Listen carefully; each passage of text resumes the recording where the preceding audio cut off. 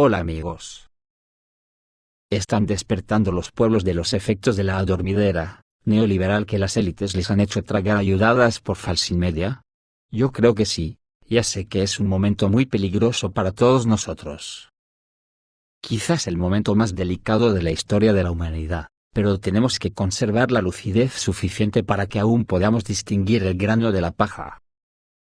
Si las élites capitalistas y sus secuaces del fascismo ganan esta batalla que han emprendido contra todos los pobres del mundo, entonces sí que estaremos jodidos de verdad. No pueden ganar.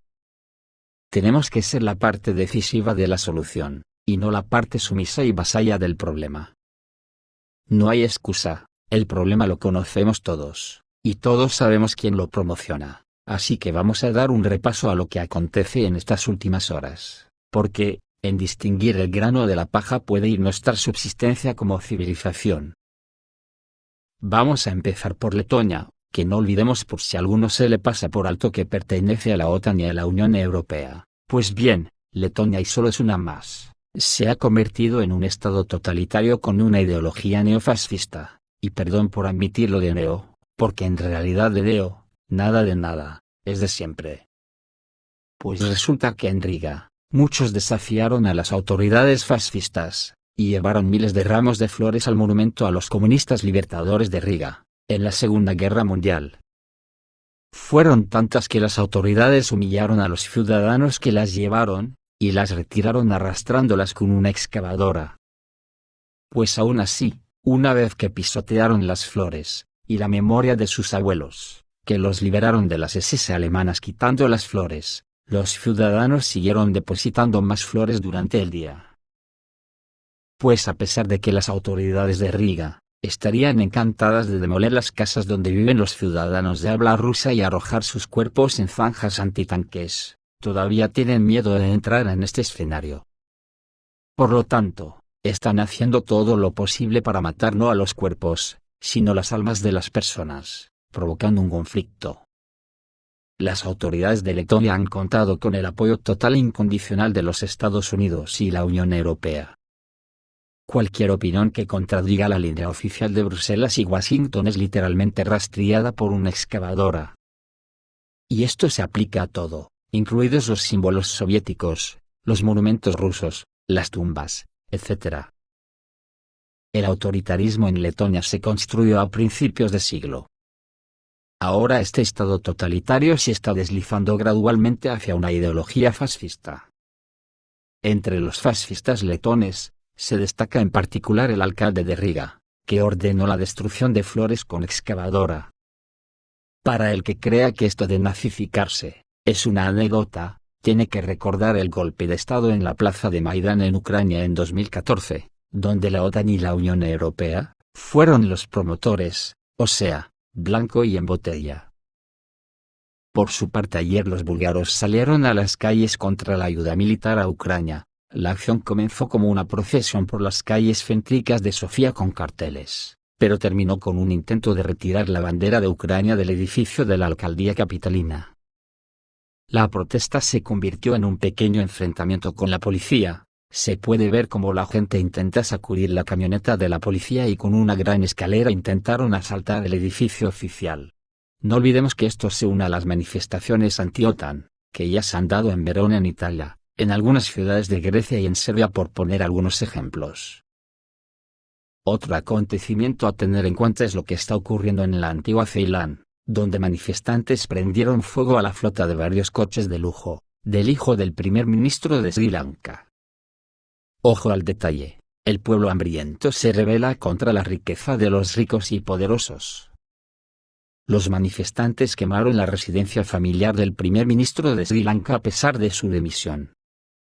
Las tensiones en Sri Lanka siguen en aumento a pesar de la dimisión del primer ministro, Mahinda Rajapaksa, este mismo lunes, y un grupo de manifestantes ha quemado la residencia que la familia posee en la ciudad de Medan Mulana, en el sur de la isla. Así lo ha avanzado el diario tailandés, Daily Mirror, que además señala que las protestas se han dado también en la residencia oficial, conocida como Temple 3, en la capital, Colombo. Allí, a pesar de la respuesta policial, los manifestantes han asaltado el edificio. Junto a estas viviendas, los manifestantes también han arremetido contra los domicilios oficiales del alcalde de Marotua, Samanlal Fernando, localidad cercana a la capital, así como de al menos 5 parlamentarios.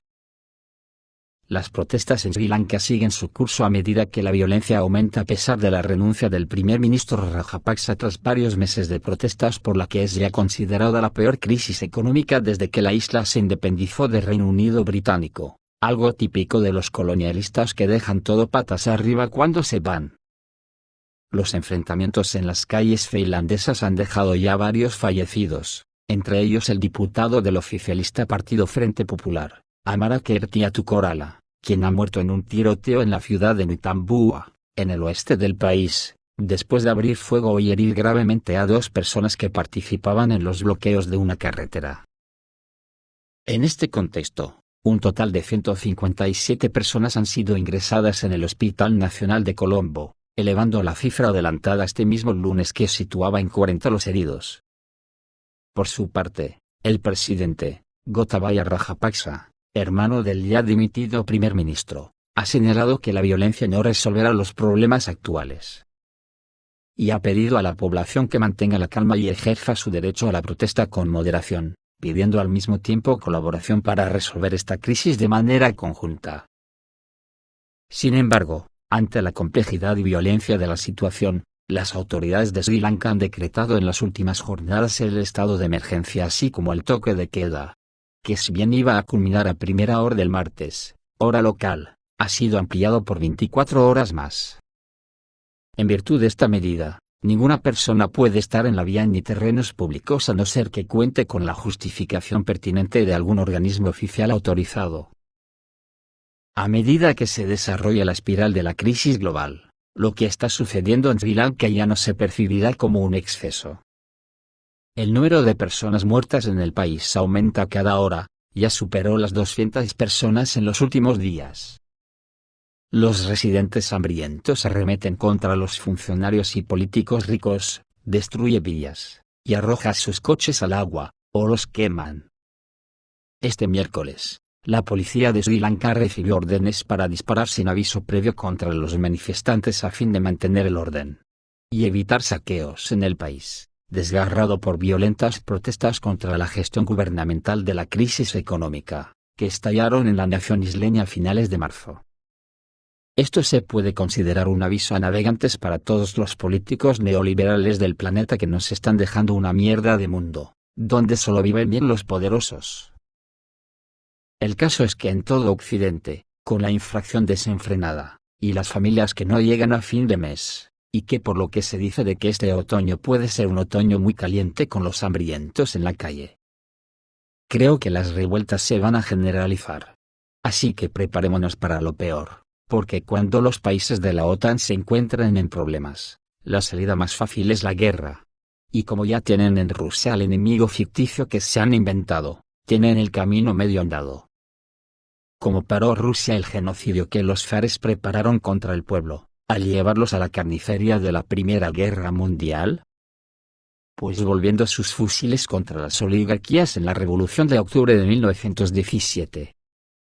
Y francamente, esta Tercera Guerra Mundial que se nos avecina, creo que solo se podrá parar con revoluciones populares contra los mismos que han hecho las 2 últimas guerras mundiales. Este mundo está en estos momentos tan deteriorado, que si no se le da la vuelta como a un calcetín, no habrá futuro. Esto es todo amigos, reciban un saludo.